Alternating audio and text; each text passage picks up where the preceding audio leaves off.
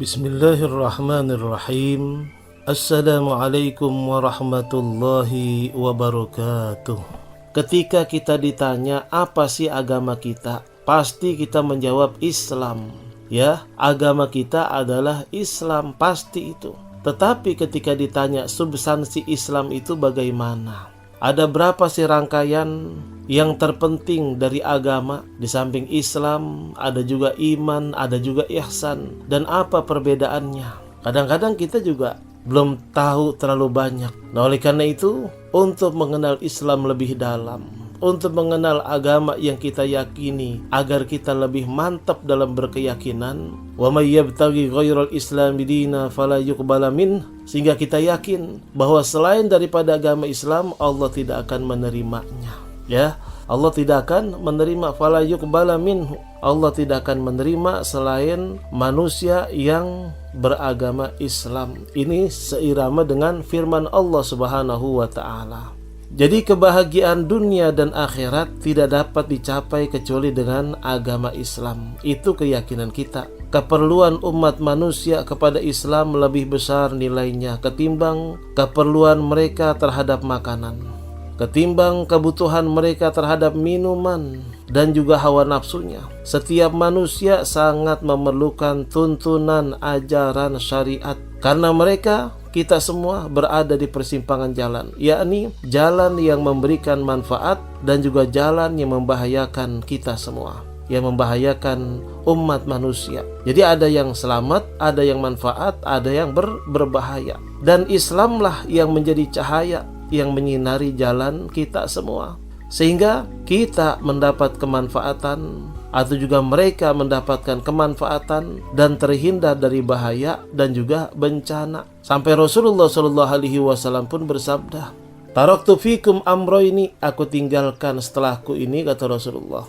dua wasiat, dua pusaka. Apa itu? Al-Quran dan sunnahku, Al-Quran dan hadis. Jika kalian berpegang teguh kepada keduanya, tidak akan tersesat. Nah, ya, pemahaman tersesat ini yaitu keluar daripada jalur kebenaran, melenceng daripada koridor kebenaran. Itu namanya tersesat, ya. Kita ingin misalnya ke Bogor atau ke kota besar.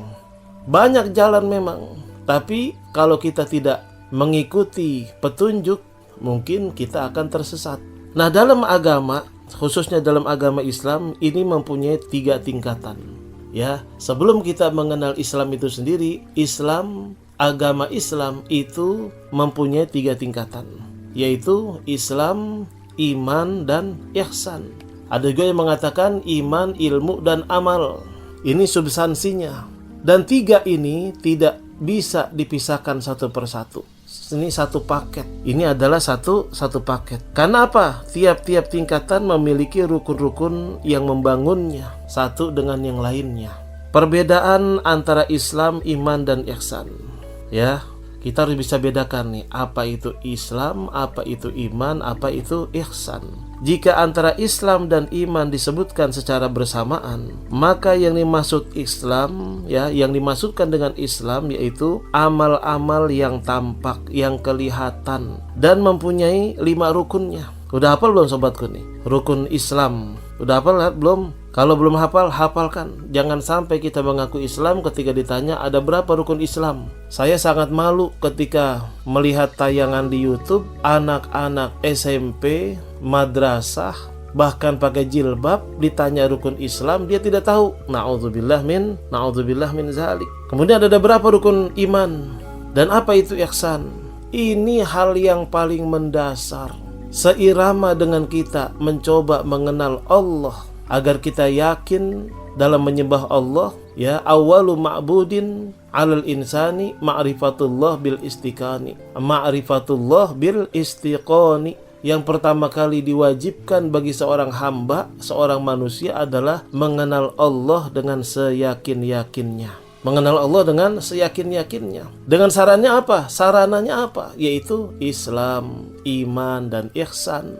Jadi itulah sarananya untuk kita berkeyakinan menyembah Allah Subhanahu wa taala. Jadi sekali lagi, yang dimaksudkan Islam adalah amal-amal yang tampak dan itu mempunyai 5 rukun. Yang pertama adalah mengucap 2 kalimat syahadat, asyhadu alla ilaha illallah wa asyhadu anna muhammadar rasulullah. Kalau bisa nih, syahadat ini kita baca setiap habis sholat 5 waktu ya, untuk memperbaharui keimanan kita. Karena hukumnya sunnah, jaddidu imanakum bila ilaha illallah. Perbaharuilah iman kamu dengan la ilaha illallah muhammadur rasulullah. Kemudian mengerjakan sholat 5 waktu 17 rakaat ya, 5 waktu. Itu jangan sampai kita tinggal, itu satu hal yang wajib. Kemudian mengeluarkan zakat. Setelah itu apa?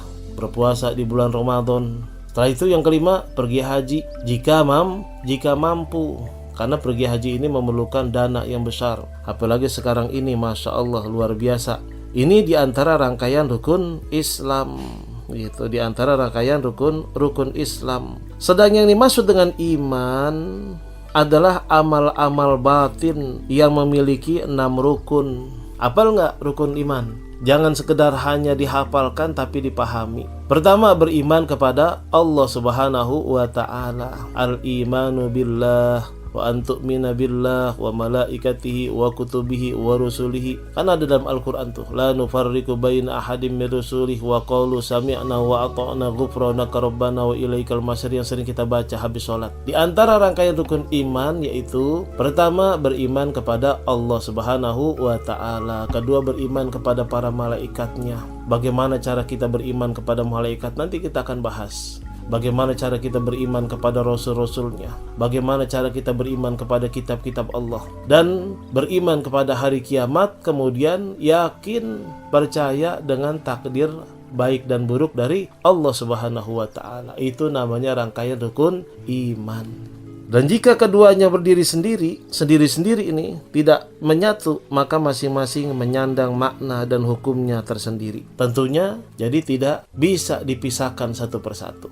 Harus satu paket antara Islam, iman, dan ihsan. Sama dengan iman, ilmu, amal. Ini tidak bisa dipisahkan.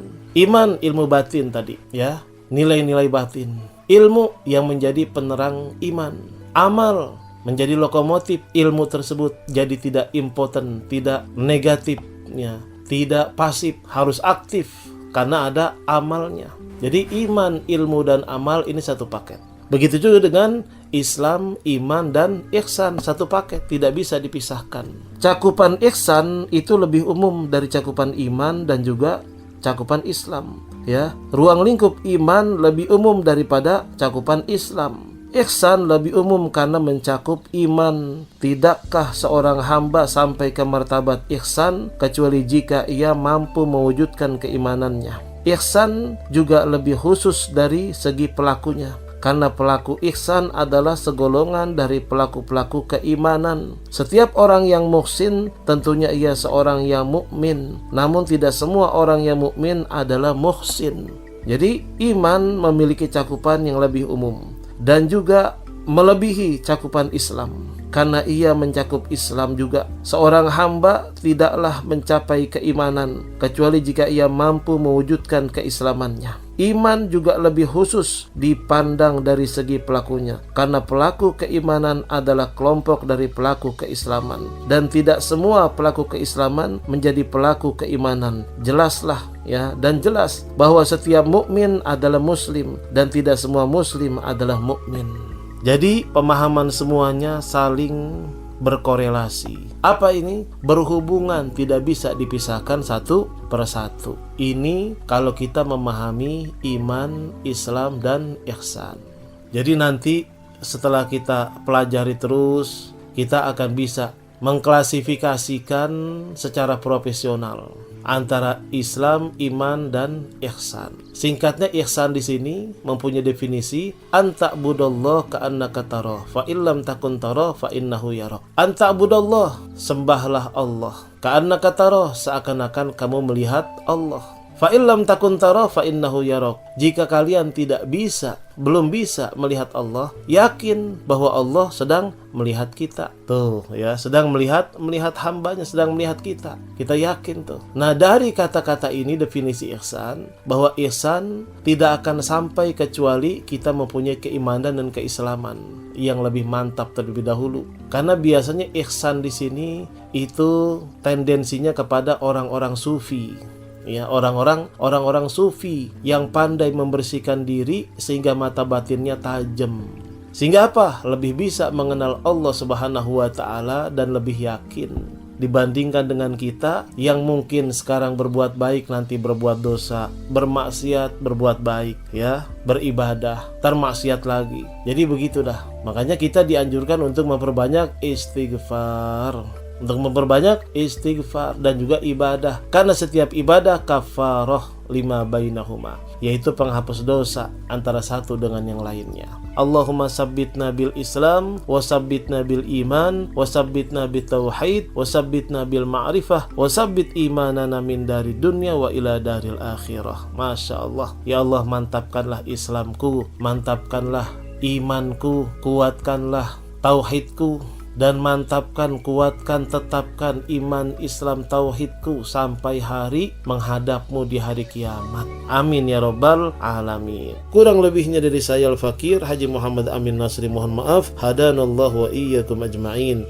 Wassalamualaikum warahmatullahi wabarakatuh.